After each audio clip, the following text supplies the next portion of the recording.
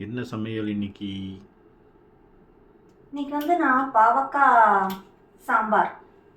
பாவக்காய் சாம்பார்னு பாவக்காய் கசப்பாக இருக்குமே, இது எப்படி இருக்குமோன்னு எல்லாரும் நினைப்பீங்க. பாவக்காய் வந்து இந்த பாவக்காய் சாம்பார் வந்து கசப்பாகவே இருக்காது அப்படின்ட்டு ஒரு பிரபலமானவங்க ஒருத்தங்க வந்து அவங்களோட யூடியூப் சேனலில் போட்டிருந்தாங்க. அவங்கள இன்ஸ்பயர் பண்ணி தான் நான் இன்னைக்கு பண்ண போகிறேன். அவங்க யாருன்னா அனிதா புஷ்பவனம் குப்புசாமி அப்படிங்கிறவங்க. அவங்க நல்லா பாட்டு பாடுவாங்க. அவங்கள வந்து ரொம்ப ஃபேமஸ் ஆனவங்க, எல்லாருக்குமே தெரிஞ்சிருக்கும். அவங்க வந்து அவங்களோட லேட்டஸ்ட் இன்டர்வியூ ஒன்றுத்தில் சொல்லியிருந்தாங்க, அவங்க செய்கிற பிட்டர்கோட் சாம்பார் வந்துட்டு கசப்பாகவே இருக்காதுன்னு. ஸோ அதை இன்ஸ்பயர் பண்ணி தான் அதை கற்றுக்கிட்டு நான் இப்போ பண்ண போகிறேன். பண்ணலாமா? எஸ். ஸோ இதில் வந்து இப்போ பருப்பு வாஷ் பண்ணி எடுத்திருக்கேன், துவரம் பருப்பு. இதில் வந்து 2 பச்சை மிளகா கீரி போட்டிருக்கேன், கொஞ்சம் கருவேப்பிலை, ஒரு சின்ன துண்டு வந்து பெருங்காயம். கட்டி பெருங்காயம் இல்லாதவங்க பவுடர் பெருங்காயம் சேர்த்துக்கோங்க. ஒரு 10 பல்லுக்கு வந்து சின்ன வெங்காயம். இப்போ இதுக்கு தேவையான தண்ணி ஆட் பண்ணி இதில் கொஞ்சம் மஞ்சத்தூள். அவங்க வந்து கொஞ்சம் வெந்தயம் சேர்த்துருந்தாங்க. நான் கடைசியில் ஃப்ரை பண்ணுறப்போ வெந்தயத்தை வந்து கடுகு தாளிக்கிறப்போ வந்துட்டு வெந்தயம் சேர்க்க போகிறேன். ஸோ இதை வந்து இப்போ பாயில் பண்ணிவிட்டு பார்க்கலாம்.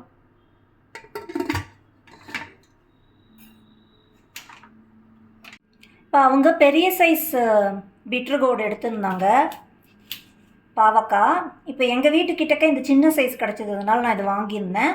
கொஞ்சம் வந்து தடியாக கட் பண்ண சொல்லியிருந்தாங்க, ரொம்ப மெல்லிஸாக இல்லாமல்.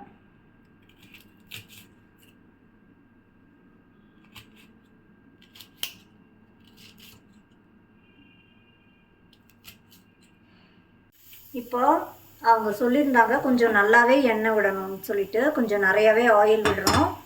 இப்போது இந்த பீட்ரூட்டெல்லாம் இதில் போட்டு நல்லா ஃபஸ்ட்டு ஃப்ரை பண்ணிடணும்.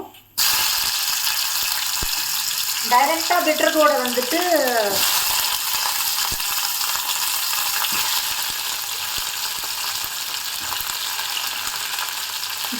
இதை வந்து சாம்பாரில் போட்டு சமைச்சாதான் ரொம்ப கசப்பு வரும். இதை ஃபஸ்ட்டு நல்லா ஃப்ரை பண்ணிவிட்டு அப்புறமா நம்ம மிக்சதெல்லாம் ஆட் பண்ணினா கசப்பு வராதுன்னு அவங்க சொல்லியிருக்காங்க. ஸோ நம்ம அதை மாதிரியே ட்ரை பண்ணலாம்.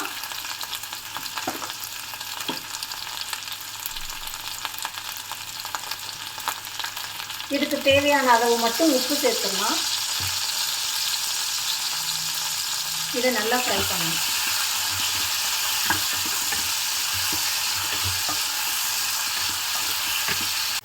இப்போ வந்து இது நல்லா வதங்கிடுச்சு. இப்போ வந்து இதை நம்ம வேற ஒரு பாத்திரத்துக்கு மாற்றி வச்சுப்போம்.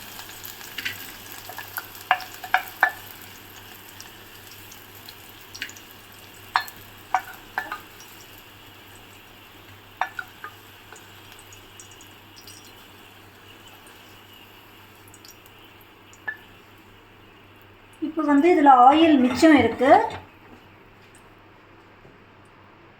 இதில் கொஞ்சமாக எக்ஸ்ட்ரா ஆயில் ஆட் பண்ணிக்கணும்.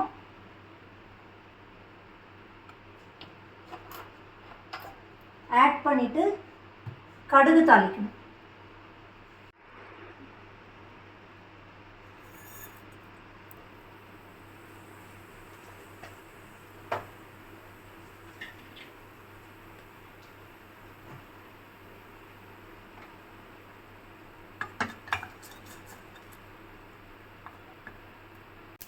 இப்போ 2 தக்காளி வந்து அரைச்சி வச்சுருக்கேன். அரைச்ச தக்காளி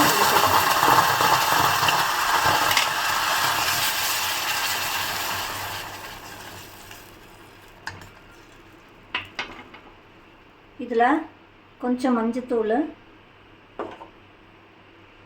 இதுக்கு தேவையான அளவு உப்பு,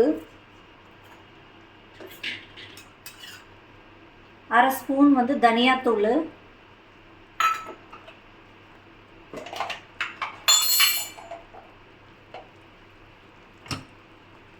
1/4 ஸ்பூன் அளவு காரப்பொடி,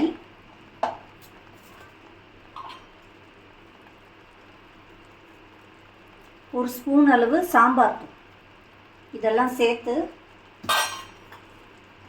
இதை கொஞ்சம் வதக்கி விடணும். இந்த தக்காளியோட பச்சை வாசனை போகணும்.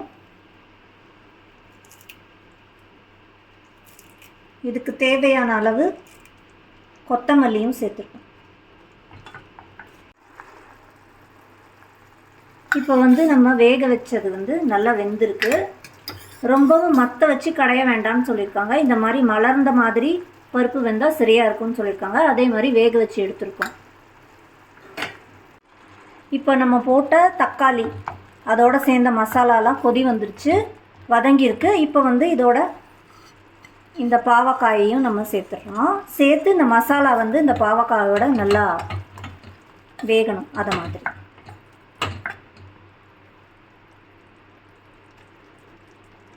இருக்குது. இப்போ இதில் இன்னும் கொஞ்சம் தண்ணி ஆட் பண்ணிக்கணும். இந்த தக்காளி மிக்சியே தண்ணி ஆட் பண்ணி இதில் ஆட் பண்ணியிருக்கேன்.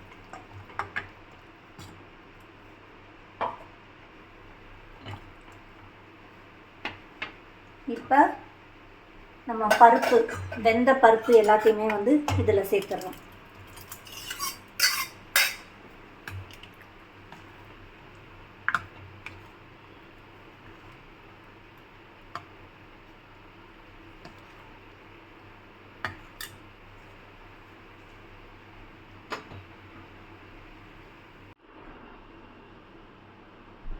கொஞ்சம் உப்பு கம்மியாக இருந்துச்சு, ஸோ நான் உப்பு சேர்க்குறேன். அப்புறம் அவங்க புளி சேர்க்க சொல்லியிருந்தாங்க, கடைசியாக தான் சேர்க்க சொல்லியிருந்தாங்க. ஸோ கடைசியாக கொஞ்சமாக புளி சேர்த்துருக்கேன். இப்போ இது கொஞ்சம் திக்காக இருக்குது,